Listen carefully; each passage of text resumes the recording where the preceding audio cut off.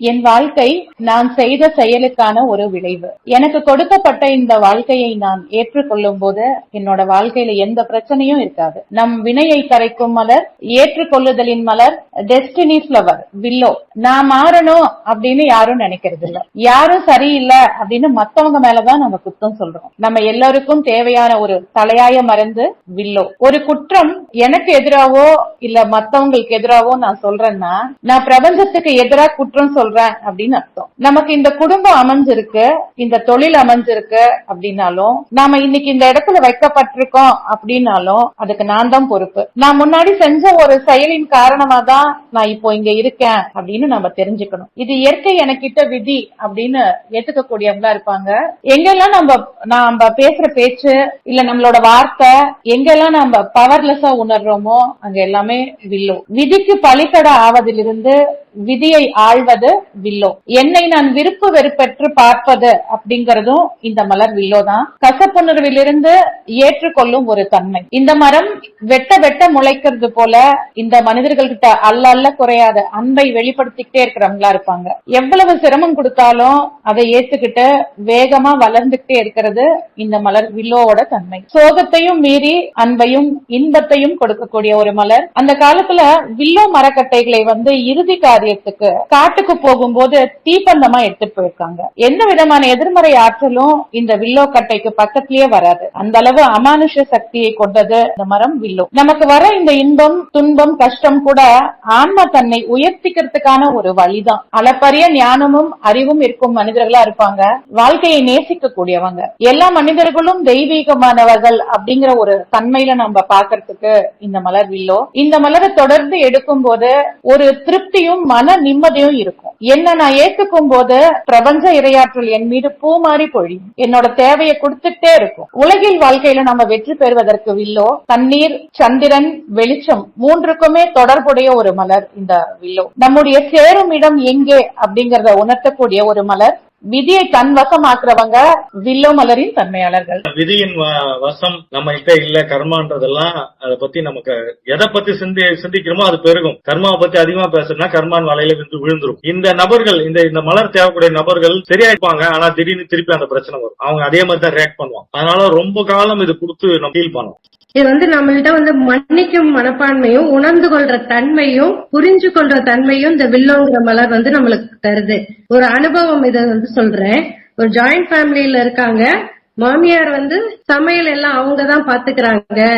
என்னைய சமைக்க விடுறது இல்ல, எனக்கு ரொம்ப இதா இருக்கு, என்னை சரியா நடத்த மாட்டேங்கிறாங்க. எனக்கு அந்த இடத்துல எங்க வீட்லயே எனக்கு எந்த பவரும் இல்ல அப்படிங்கிற மாதிரி ஒருத்தவங்க சொன்னாங்க. சரி, தொடர்ந்து நீங்க 3 மாசம் வில்லோ மட்டும் எடுத்துட்டு வீட்லயும் தெளிச்சு விடுங்கன்னு சொல்லி இருந்தேன். அவங்க ஒரு 1.5 மாசத்துல அப்புறம் பேசினாங்க.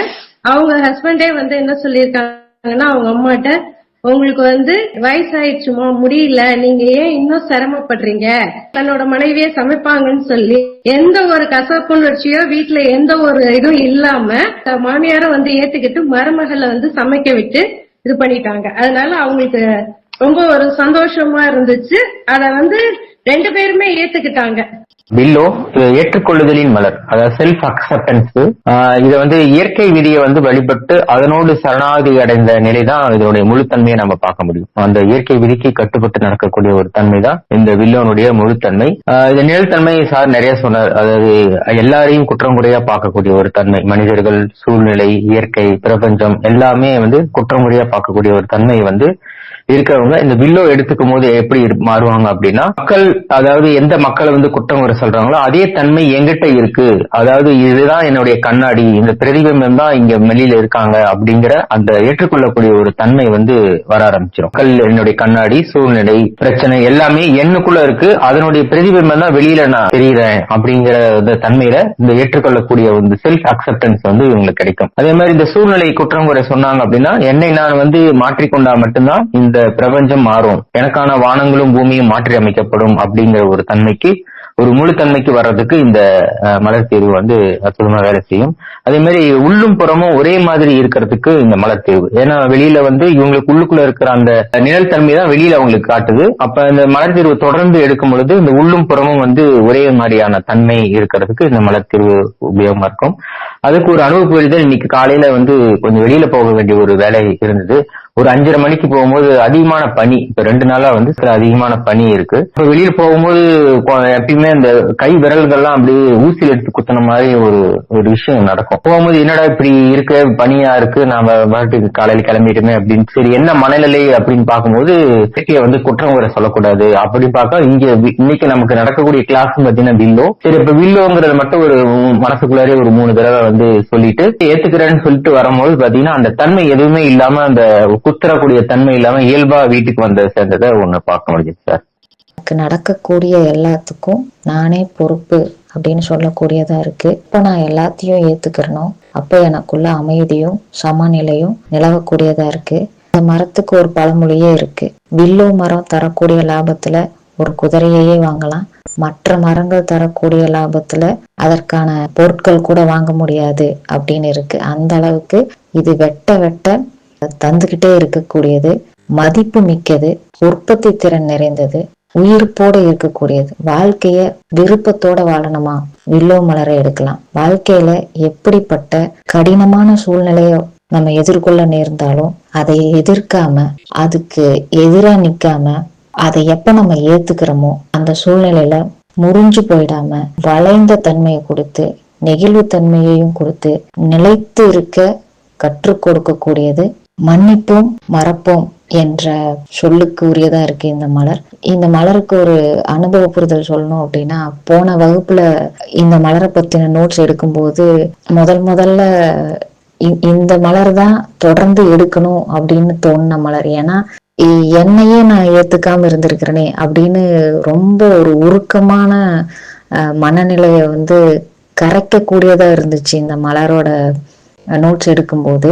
அப்ப வந்து ஒரே ஒரு விஷயம் மட்டும் தோணுச்சு, என்ன அப்படின்னா, இந்த மரம் வந்து நம்ம நாட்டுல எல்லாம் இருக்கான்னு தெரியாது, வெளிநாட்டுலதான் இந்த மலர்கள்லாம் இருக்கு. அப்போ என்னால வெளிநாட்டுக்கெல்லாம் போக முடியுமான்னு தெரியாது.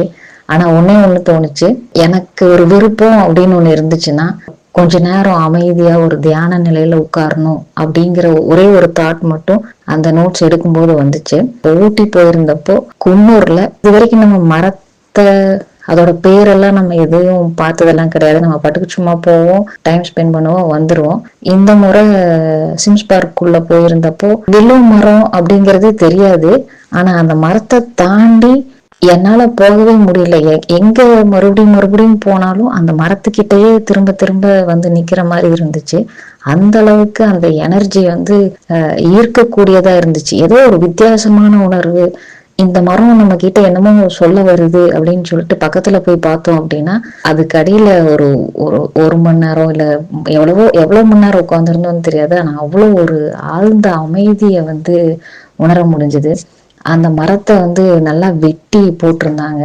அங்கிருந்து ஒரு சில அந்த மரக்கட்டைகள் மரப்பட்டைகள் எல்லாம் எடுத்துட்டு வந்தோம். அதை எரிச்சு பார்க்கும்போது தெய்வீக அதிர்வலையை தரக்கூடிய ஒரு ஸ்வீட் ஸ்மெல் எப்படி இருந்துச்சு அப்படின்னா அப்படி ஒரு இனிமையான மனமா இருந்துச்சு. போன மாசம் மறுபடியும் ஊட்டி போயிருந்தோம். அப்ப பார்த்தோம் அப்படின்னா ஃபுல்லா வெட்டி விட்டு இருந்தாங்க, மொத்தமா வெட்டி விட்டு இருந்தாங்க.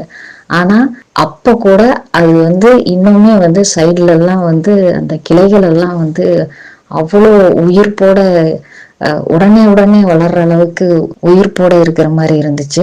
இந்த மர கிளையில வந்து கூட பின்ற வீடியோ பார்த்தேன். அப்போ வந்து எந்த அளவுக்கு வளைவுத்தன்மை இருக்குது. அவங்க வந்து வெட்டுறாங்க, அத பின்றாங்க, அப்ப கூட அது எல்லாத்துக்கும் இசைந்து கொடுத்து போகுது. எனக்கு ஒரு விருப்பம்னு ஒண்ணு இருந்துச்சுன்னா இந்த மரத்தோட குச்சியா இருக்கணுமே அப்படிங்கிற அளவுக்கு இந்த 3 நாள்ல அந்த விருப்பம் மட்டும் அதிகமா வந்துட்டு இருந்துச்சு. வில்லோ வந்து மிக அதிகமான நேரத்துல ஒரு மனிதன் என்ன பண்றான், தன் உடம்பு தனக்கு ஒத்துக்கல, சரியா இல்ல, வயிறு பிரச்சனை இருக்குது அப்படின்னு ஒவ்வொன்றுத்தையும் குற்றம் சொல்றது. என்னை நோக்கி பயணம்னு ஒரு 34 வீடியோ போட்டிருக்கோம். அதுல சொல்லியிருக்கோம் நாம வந்து எவ்வளவு வந்து அதிகமா குற்றம் வெளியே சொல்லியிருக்கோமோ அதை விட பல மடங்கு நம்ம உடம்பு வந்து குற்றம் சொல்லி வச்சிருக்கோம். உடல் வந்து நாம எதுவுமே கேட்காம கிடைத்த ஒரு வரம். அதை ஏற்றுக்கொண்டா எப்ப வந்து நம்ம உடம்புல இருக்கிற பிரச்சனைய நம்ம உடம்பு ஏத்துக்கிட்டோமோ அந்த பிரச்சனை இல்லாம போயிடும். வில்லோன்றது எவ்வளவு முக்கியமா இருக்குதுன்னு பாத்தீங்கன்னா, தண்ணி சூடா இருக்குது, தண்ணி கம்மியா இருக்கு, சூடு கம்மியா இருக்குது, இப்ப பனி அதிகமா இருக்கு, எல்லாமே வந்து எனக்கு ஏத்த மாதிரி எல்லாமே இருக்கணும் அப்படின்னு நினைக்கிறது தான் பிரச்சனை. நான் என்னை ஏற்றுக்கொண்டேன்னா எந்த சூழ்நிலையும் நான் வந்து பாத்துக்குவோம் அப்படின்னு சொல்லுது. எல்லா இடத்திலும் life affirming. Yes yes yes yes yes yes எல்லாத்துலயுமே எஸ், எதுலயுமே நோ கிடையாது. அந்த ஜென் கதை ஞாபகம் வச்சு, இந்த ஜென் குருவோட கதை, இயேசு கிறிஸ்து ஞாபகம் வச்சு, அதே மாதிரி சதாசிவ பிரமேந்திரன். நான் பெரிய ஓட்டத்தின் சிறிய விஷயம். அப்ப ஏங்க நம்ம வந்து பெருசு பெருசா நம்மளுடைய காஸ் அண்ட் எஃபெக்ட் செயல் விளைவு பத்தி ஏன் திங்க் பண்ணணும்? நான் பிரபஞ்ச ஓட்டத்துல இருக்கும்போது என்னோட செயலும் எந்த கிடையாது, விளைவும் எந்த கிடையாது. எல்லாமே அவன், நானே அவனுடைய சொத்து.